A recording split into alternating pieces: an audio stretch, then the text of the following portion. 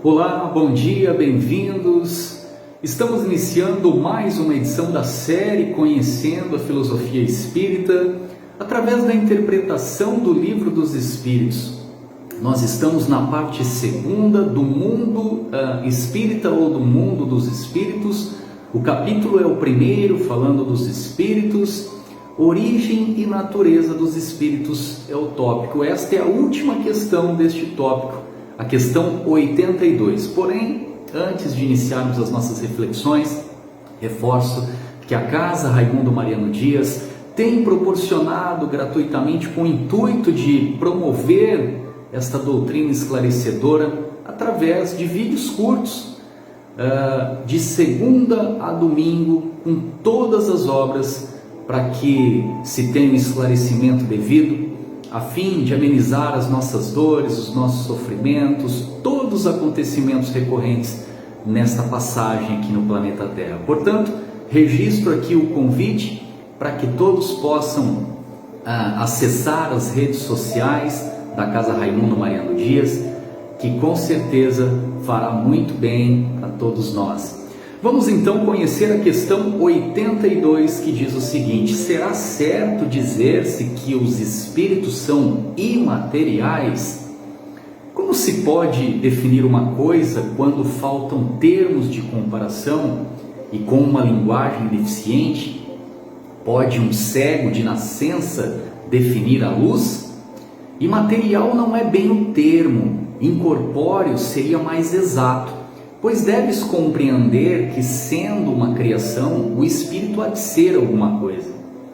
É a matéria quintessenciada, mas sem analogia para vós outros, e tão etérea que escapa inteiramente ao alcance dos vossos sentidos. Ainda sobre a questão, nós temos uma contribuição de Allan Kardec que diz o seguinte: dizemos que os espíritos são imateriais, porque pela sua essência diferem de tudo o que conhecemos sob o nome de matéria. Um povo de cegos careceria de termos para exprimir a luz e seus efeitos. O cego de nascença se julga capaz de todas as percepções pelo ouvido, pelo olfato, pelo paladar e pelo tato. Não compreende as ideias que só lhe poderiam ser dadas pelo sentido que lhe falta. Nós outros somos verdadeiros cegos com relação à essência dos seres sobre-humanos. Não os podemos definir senão por meio de comparações sempre imperfeitas ou por um esforço da imaginação.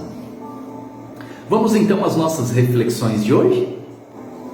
Os espíritos, como criaturas divinas, são realidades por terem sido criados.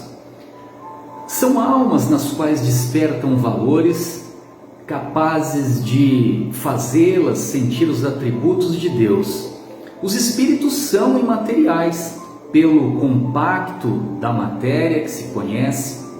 No entanto, na profundidade do termo, eles passam a ser constituídos de matéria que escapa aos sentidos humanos, como no dizer de O Livro dos Espíritos, matéria quintessenciada. Dentro da sua pureza, esquece o estado primitivo, onde se pode ver e pegar, onde se manifesta em formas.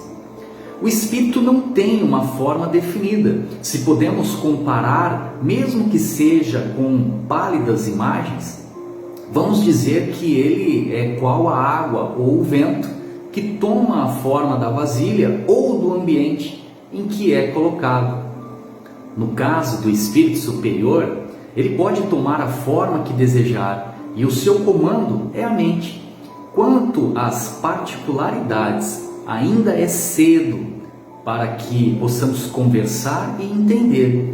Por isso é que podemos chamar o espírito de ser incorpóreo, por não ter ele precisamente um corpo como se entende as formas.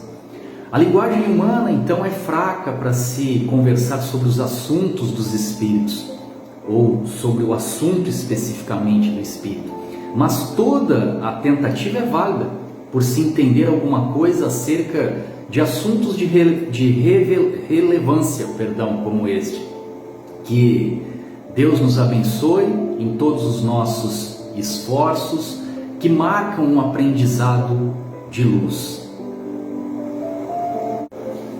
Recorremos então sempre a imagens para melhor sermos entendidos, mesmo que sejam as mais simples. Vejamos a massa de trigo para o preparo do pão no processo de fermentação.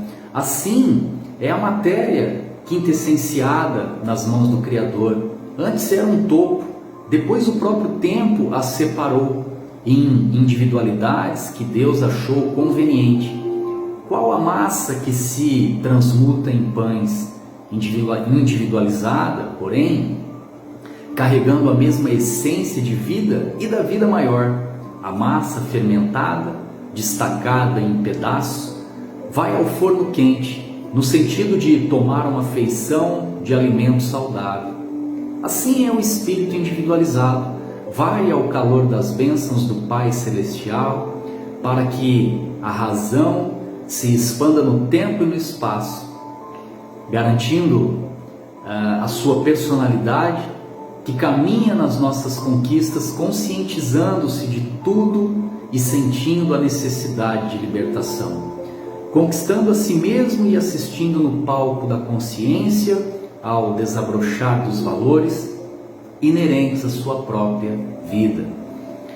O Espírito é uma luz diferenciada que acode às suas próprias necessidades, como ajuda os seus irmãos de caminho naquilo que o determinar. É uma chama divina consciente, mas a qual ainda falta conhecer muitas coisas no que se refere à sua própria existência. Pelo menos no estágio em que nos encontramos, há muitos mistérios a desvendar no que tange ao Espírito. Os espíritos são imateriais pelo estado de matéria que se conhece, no entanto. Tudo que existiu nasceu da mesma fonte divina, e desse nascimento até o Espírito ocorreram diversas transmutações de todas as nossas ordens, de todas as ordens recorrentes, para que a luz maior irradiasse no centro da vida e a harmonia se fizesse no seio da luz, obedecendo à vontade do Criador, como sendo um sol inteligente, filho de um sol maior. Estas foram as nossas reflexões no dia de hoje. Aproveito para desejar uma excelente terça-feira a todos, podendo manter a fé alicerçada em vós, no Senhor, podendo ter a capacidade de superarmos todas as nossas dificuldades, as nossas imperfeições. E nos vemos, se Deus assim o permitir, na próxima terça-feira, com mais um episódio da série Conhecendo a Filosofia Espírita, interpretando a questão 83. Grande abraço a todos e até lá!